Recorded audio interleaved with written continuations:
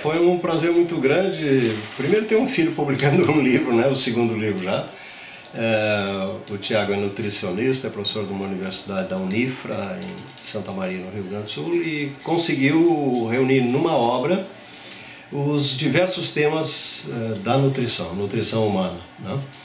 É uma obra bem consistente e foi publicada agora, ainda não está nas livrarias. O nome então é Nutrição Curso Prático. Ele é voltado a estudantes e profissionais de nutrição, né? Mas também atinge a população em geral, né? Pelo conteúdo técnico, científico, informativo que tem a obra. Realmente muito interessante. E nesse livro, pela minha história na agricultura, né? Já são mais de 40 anos trabalhando na universidade, na Epagre, na África por 5 anos, com a agricultura, com extensão rural, com assistência técnica. Ele me convidou para escrever um livro sobre, justamente discutindo a questão alimentação, meio ambiente e agricultura, né? Então foi um prazer muito grande a gente fazer essa reflexão, extremamente preocupante, Elaine. Os dados que existem, não é de hoje que a gente questiona isso, né? Desde a finais da década de 70, né?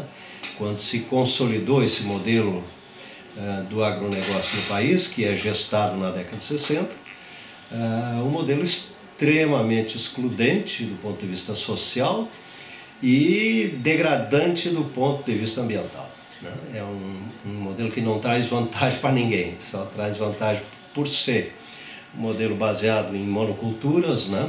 Ele exclui a agricultura familiar e vamos lembrar a todos os ouvintes, todos nós, né? Sempre a agricultura familiar nesse país é responsável por 75% do que vai para a mesa dos brasileiros. Ela deveria ser potencializada, uma agricultura diversificada, uma agricultura, se não totalmente limpa ainda do ponto de vista dos agrotóxicos, mas é a agricultura que é baseada no conhecimento dos agricultores, né? No conhecimento histórico construído com os agricultores. Acho que, fazendo uma autocrítica, nós agrônomos e outras profissões, essas políticas públicas que voltaram para apoiar esse modelo, ajudaram a mudar a cabeça de muitos pequenos agricultores, né? Mas são os que estão mais perto de uma agricultura limpa, orgânica, alguns dizem. Eu sou partidário da agroecologia, que é mais do que agricultura orgânica. Então, se questiona esse modelo, né, para onde ele está nos levando, do ponto de vista da alimentação e do meio ambiente, né? E é um modelo que está aí implantado, recebendo recursos, políticas públicas específicas, né, para produzir grãos principalmente, que vai alimentar vacas e suínos na Europa e nos Estados Unidos. É esse que basicamente esse modelo. E é interessante, né, Eros, porque a propaganda do agronegócio na televisão, que é a televisão que conforma, na verdade, um consenso na sociedade, né, é de que o agronegócio é pop, o agronegócio é tech, o agronegócio é tudo. Mas o que a propaganda não diz é isso, né, de que ele é tudo para um número muito pequeno de latifundiários que hoje são os responsáveis por esse tipo de agricultura predatória no Brasil. Exatamente. Especialmente a Rede Globo, né, em conjunto com a CNA, a Confederação Nacional da Agricultura, que congrega esse núcleo de grandes agricultores, de grandes latifundiários, alguns não latifundiários, mas grandes empresários, né, que têm aí 5 mil, 10 mil, 100 mil hectares plantados, né? Essas pessoas criaram essa tentativa de mostrar que o agronegócio é pop, que o agronegócio é tech, né? No entanto, eu considero, do ponto de vista técnico, como engenheiro agrônomo, a agroecologia é muito mais científica e muito mais técnica, né? Ela é baseada num conhecimento popular, né? Que é valorizado, mas em simbiose com o conhecimento científico, né? Em uma articulação muito forte. E o agronegócio não, é baseado em pacotes tecnológicos, né, e que beneficiam essas grandes empresas vendedoras de insumos químicos, sejam químicos adubos, seja agrotóxico, né? Não vamos esquecer que o Brasil é pentacampeão no uso de agrotóxico. Pentacampeão, não é de futebol não, é pentacampeão mundial no uso de agrotóxicos. O Brasil está crescendo cada vez mais, né? De 2002 a 2008, cresceu 176% o consumo de agrotóxicos nesse país. O penúltimo dado dizia que isso equivale, que é jogado na área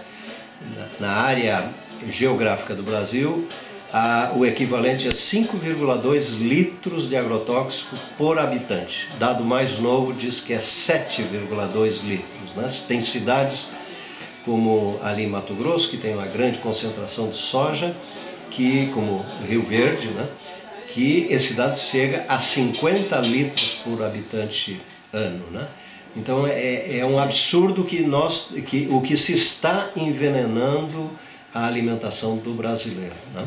E degradando, porque essas monoculturas implicam em transformar em pasto, depois transformar em lavoura, florestas, um manancial muito grande de alguns biomas, de alguns sistemas que nós temos, como o Cerrado, como a Amazônia, como a Mata Atlântica já foi também, como agora está nos Pampas Gaúchos, né, se fazendo um grande investimento na soja e pior, se querendo reflorestar com pinos e eucalipto, que são duas exóticas. Né? Então, em termos de meio ambiente, em termos de agricultura, o Brasil se diz adiantado, essa propaganda da Globo se diz isso, mas é um absoluto atraso que nós estamos deixando para as nossas gerações futuras. Né? Sem contar as doenças que isso deve provocar, né, nas pessoas, um consumo tão exacerbado de agrotóxico. Está provado, já tem estudos na Argentina que mostram que a área de soja, nas áreas de soja, pelo consumo excessivo de agrotóxicos, absurdo de agrotóxicos, né, tem uma incidência muito grande de câncer. Né? Tem alguns produtos que são comprovadamente vendidos no Brasil, que trazem problema de câncer, gradativamente, de malformação de bebês. Né? Tem uma amiga aqui da Universidade Federal de Santa Maria que faz um estudo a questão do leite materno. Do leite materno está infectado com agrotóxico. É uma coisa seríssima. E agora, para completar, esse governo golpista, uma das primeiras medidas do governo Temer foi justamente flexibilizar os dados da Anvisa, os índices da Anvisa. A Anvisa, ela mede periodicamente os índices de agrotóxicos nos alimentos. Né? Um dado de 2010, por exemplo, apareceu que todo pimentão que vai para comercialização, 90,8% tem ainda agrotóxico. Né? E aí, esse capítulo que eu escrevo tem uma série de dados que são da Anvisa, são dados oficiais. Uhum. Então, a alimentação do brasileiro está sendo barbaramente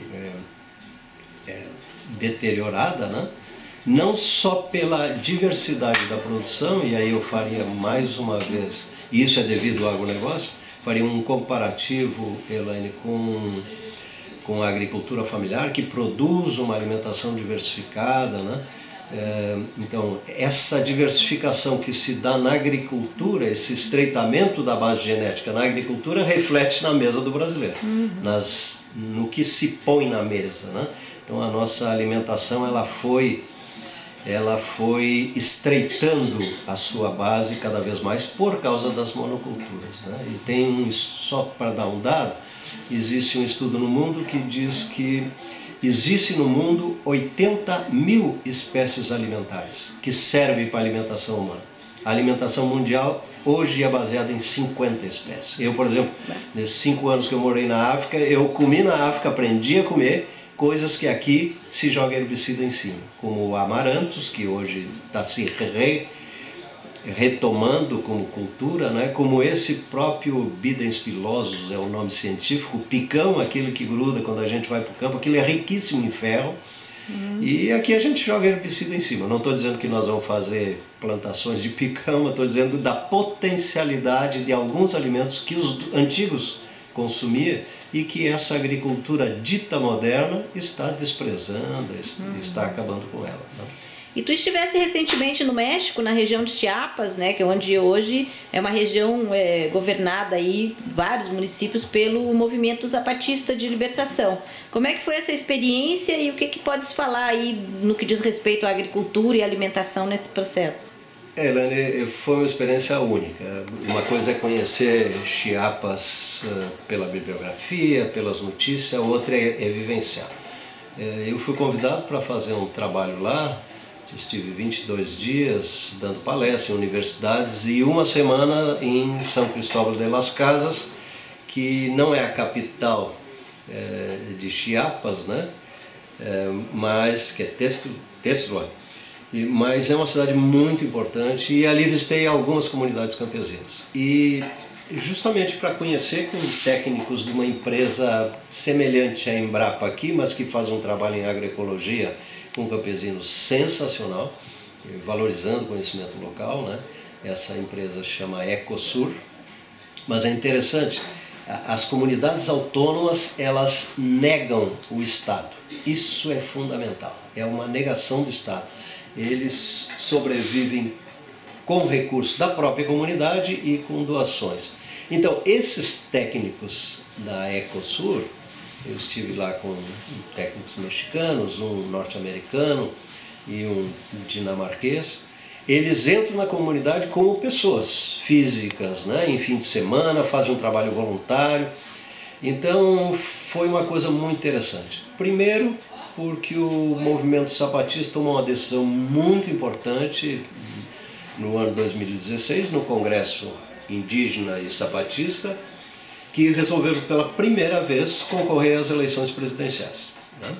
Eles negavam a eleição e chegaram à conclusão, não, nós temos que disputar por dentro. E quem vai concorrer é uma mulher indígena, né? Campesina indígena, como candidata a presidente. Bom, já temos alguns exemplos, Evo Morales, alguns outros aí, mas é muito interessante essa retomada. E essas comunidades autônomas, por mais esforço que o Estado mexicano faça de botar escolas, eles negam, eles não usam os aparelhos sociais que o Estado com isso tenta cooptar. Então eu visitei escolas absolutamente fechadas, que o presidente foi lá para inaugurar, no dia seguinte fechou, né? Eles riem e dizem assim, olha, recurso público estão jogando fora, né? Então, muito parecido com algumas coisas que estão acontecendo aqui no Brasil.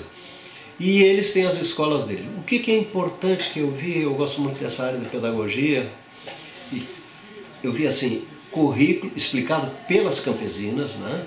Vimos um trabalho de agricultura muito diversificado, voltado para a agroecologia, mas o currículo das crianças, primeiro que os professores e professoras são indígenas, são da comunidade, e o currículo construído com a comunidade, né? O currículo das crianças. Começa, eu vou abreviar porque o tempo é curto, mas começa com um mapa astrológico de como eles entendem a questão dos astros, depois vão dali para o mapa da agricultura, como se faz e como se fazia a agricultura no tempo, o mapa do uso do tempo do trabalho, o mapa das relações de gênero, o que acontece na comunidade. Todas as disciplinas, que não são bem disciplinas, como nós dizemos aqui, mas são blocos de conhecimento, que é ensinado para as crianças, que é dialogado com as crianças, sai dessa discussão com a comunidade a partir da história da comunidade, de como a comunidade se entende, da sua cosmovisão, né? De como ela se entende no mundo, o que ela quer, né? Então, extremamente interessante, Helena. Foi uma experiência assim gratificante que, para mim, foi brilhante.